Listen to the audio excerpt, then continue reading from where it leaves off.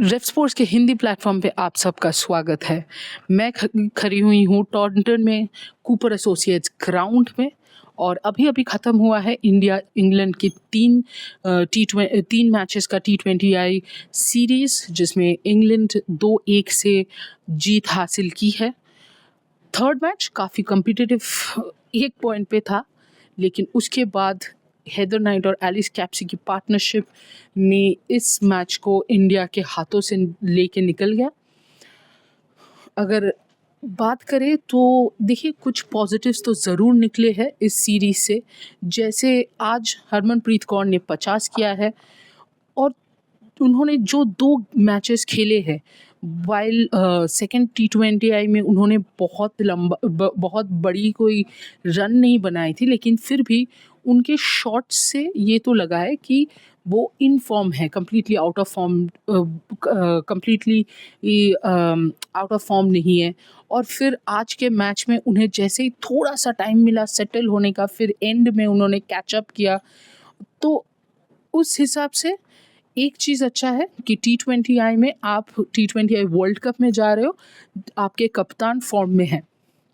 लेकिन उसी दूसरी तरफ आपकी बेस्ट प्लेयर स्मृति मंदाना, बेस्ट बैटर स्मृति मंदाना और T20I में सबसे घातक बैटर ऋचा घोष, शफाली वर्मा दोनों ही लय में बिल्कुल भी नज़र नहीं आ रहे। जहाँ तक शफाली की बात रही, बात इतनी सी है कि 1-2 बाउंड्रीज, 1-2 चौके, 1 छक्के तो वो मार रही है, लेकिन उसके बाद वो पारी कंटिन्यू नहीं हो रहा है। स्टार्ट्स इंडिया को मिल रहे, बट बस 2 ओवर, ढाई ओवर के बाद एक ओपनर आउट हो रहा है। इनफैक्ट इस सीरीज़ में तो सेकेंड T20I छोड़ के दोनों T20Is में with in the power play दोनों ओपनर्स आउट हो गए थे। स्मृति मंदाना आई थी, पोस्ट मैच प्रेस कॉन्फ्रेंस के लिए ये सवाल पूछा गया था उन्हें, और उन्होंने कहा कि देखिए, हमने मैं और शफाली दोनों दोबारा will go back to the board and will check कि कहाँ पे गलती कर रहे हैं। हम आउट ऑफ फॉर्म तो नहीं है, पर समहाउ वो बड़े स्टार्ट्स दे नहीं पा रहे। तो देखते हैं कि काम करना पड़ेगा भी, और हम चाहते हैं कि इंडिया को अच्छा स्टार्ट्स दे। और इंडिया को अगर अच्छा स्टार्ट इस ओपनिंग पेयर से मिलता है तो कहीं ना कहीं हर मैच में 1-2 कदम ऑलरेडी आप आगे रहते हो, जो इस श्रृंखला में नहीं हुआ है। दूसरी तरफ एक पॉजिटिव ये है कि आज जमी नंबर 4 पे आई थी और जमी ने वहाँ पे रन बनाया है, अच्छी गति से रन बनाया है, अच्छे लय में दिखे। वहीं यस्तिका भी पावर प्ले में आई थी और पावर प्ले उनका काफ़ी हद तक स्ट्रेंथ बन चुका है। क्या आज का जो इंटरेस्टिंग रहेगा कि क्या आज का ही बैटिंग ऑर्डर रखेगा इंडिया? स्मृति शफाली ओपन करेंगी, नंबर 3 में अगर पावर प्ले ओवर्स में विकेट गिर जाए तो यस्तिका आएंगी, उसके बाद जमीमा और उसके बाद हरमनप्रीत कौर 5 नंबर पे। बहुत सारे लोगों ने, आप लोगों ने ये सजेस्ट किया, पता नहीं, मुझे नहीं लगता कि वर्ल्ड कप के जस्ट पहले आपको हरमनप्रीत की बैटिंग पोजीशन चेंज करनी चाहिए। But if it's working for India, I mean may be ये भी देख सकते हैं कि अगर पावर प्ले में विकेट गिरता है दोनों ओपनर्स की, तभी आप जमी और यस्तिका को भेजें, फिर उसके बाद नंबर 5 पे हरमनप्रीत। अदरवाइज उनकी बैटिंग पोजीशन चेंज करने की कोई गुंजाइश नहीं है। आज जैसे एक मूव बहुत अच्छा था कि जब I think in the 11th over जमाइमा got out, तो आपने ऋचा को नहीं भेजा, आपने दीप्ति को भेजा उस वक्त, एकदम सही डिसीजन। और दीप्ति की बैटिंग कहीं ना कहीं इस सीरीज़ में मुझे इंडिया की तरफ से पॉजिटिव लगी है।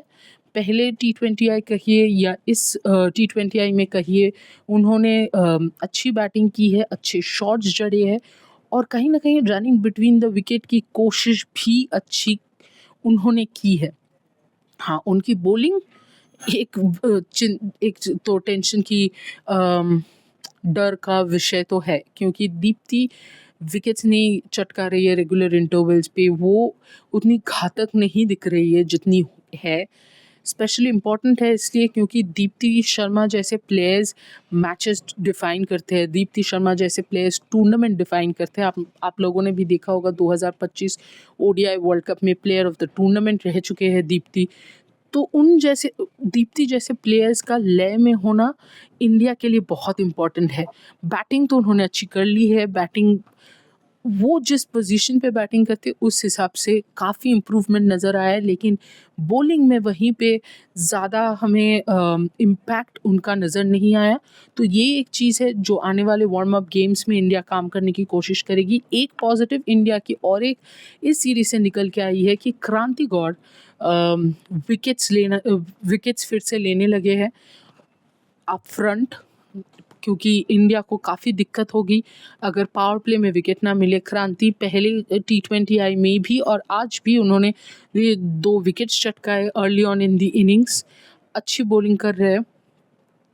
वहीं पे एक चिंता की विषय है, अरुंधति थोड़ी सी आउट ऑफ सॉर्ट्स लग रही है, बट वो बहुत मेहनत करेगी, ये तो पता है। सबसे ज़्यादा नाखुश खुद ही होगी और बहुत ज़्यादा मेहनत करने वाली है। लेकिन ये एक चीज़ है जो इंडिया को थोड़ा सा तो परेशान बिल्कुल करने वाले हैं।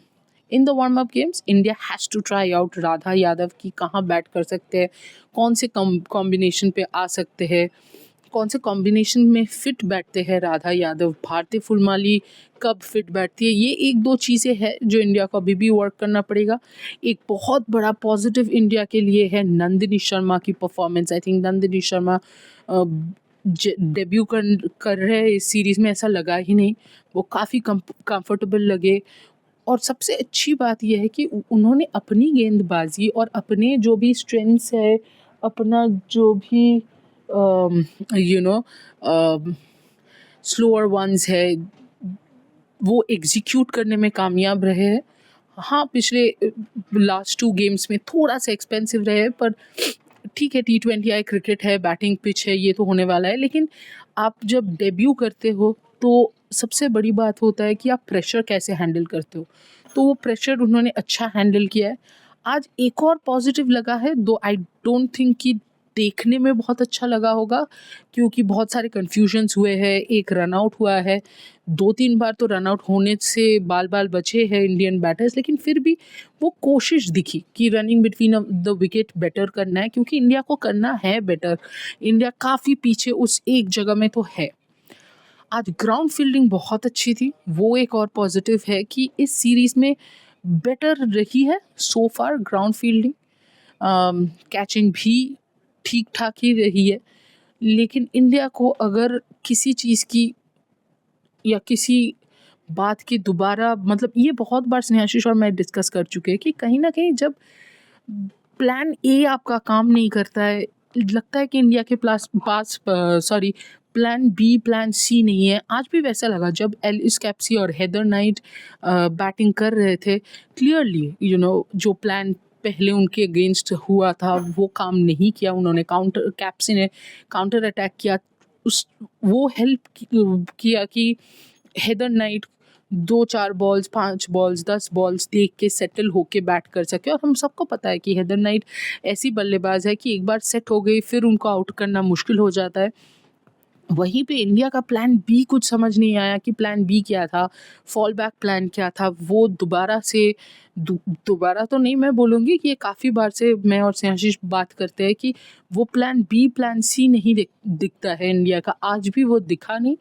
तो ये एक और विषय है जो इंडिया को देखना पड़ेगा, समझना पड़ेगा। जहाँ तक इंग्लैंड की बात रही, इंग्लैंड आई थिंक इस परफॉर्मेंस से काफ़ी खुश होगी।